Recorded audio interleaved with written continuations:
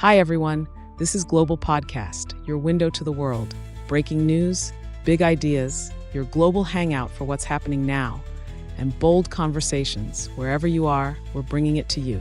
Let's get started. All right, so April 1st and 2nd, 2025, some pretty interesting military maneuvers happened. We're going to be diving into China's large-scale drills around Taiwan, which they actually gave a code name to, Strait Thunder-2025A. Wow. And it's actually the first time that we've seen codenamed exercises, publicly acknowledged at least, and exercises of this magnitude actually targeting Taiwan.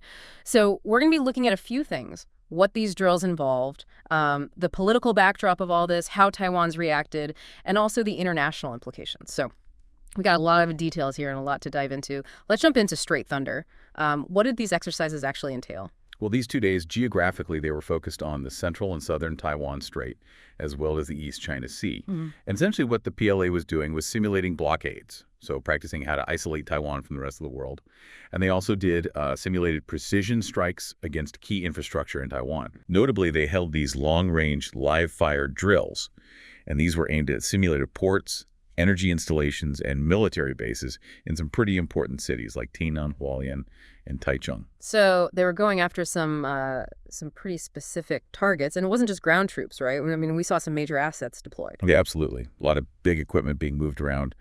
The Shandong aircraft carrier group was central to a lot of this. They were participating in blockade simulations and showing off their combined naval and air power.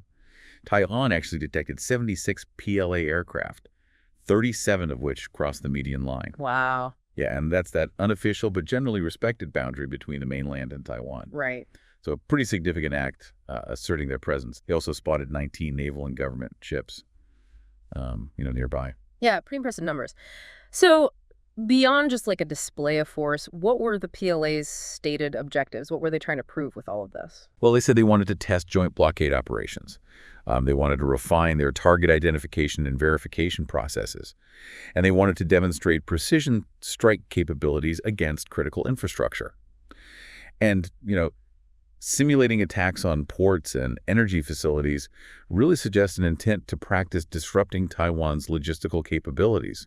And it seems like the public nature of this code name, Strait Thunder, was really deliberate. Yeah. So what do you think? What specific message is Beijing trying to send with this unprecedented transparency? Well, that's a key question, isn't it? These drills didn't exactly happen in isolation. What's the critical political context that we need to understand? Yeah, so these drills followed some really strong rhetoric from Beijing, all aimed at Taiwan's president, Lai Ching-te. And that timing is no coincidence, I don't think. I think this clearly signals that China is not happy with his political stance. And furthermore, U.S. Defense Secretary Pete Hegseth was visiting Asia at the time, and his statements about countering, quote, China's aggression, unquote, coincided with these exercises. And that just adds another layer to this political signaling that's aimed at both Taiwan and the U.S. So how did Taiwan respond to all of this, having all this military activity happening right in their backyard, so to speak? They condemned the drills. It's called the military provocations that undermine regional security. They activated their air defense systems, and they were very closely monitoring all of the PLA movements. Importantly, though, no immediate disruptions were reported on Taiwan's side. Okay, so they were prepared. What about internationally? What did other nations have to say about all of this? Well, the U.S. State Department issued a warning. They said that China's actions risk escalating tensions and threaten regional security. And there's a lot of global concern, I think rightfully so, regarding potential disruptions to trade. The Taiwan Strait is a vital international shipping lane. So what's the core strategic significance of these Strait Thunder 2025A drills? If you had to boil it all down, what would you say? Well, I think these drills highlight China's growing assertiveness, especially under President Xi Jinping. They see Taiwan as a core interest. Right. And these simulated blockades and strikes, they serve as a direct deterrent against Taiwan's independence efforts. And it's also a way for China to assess potential responses from the U.S. and their allies in the region.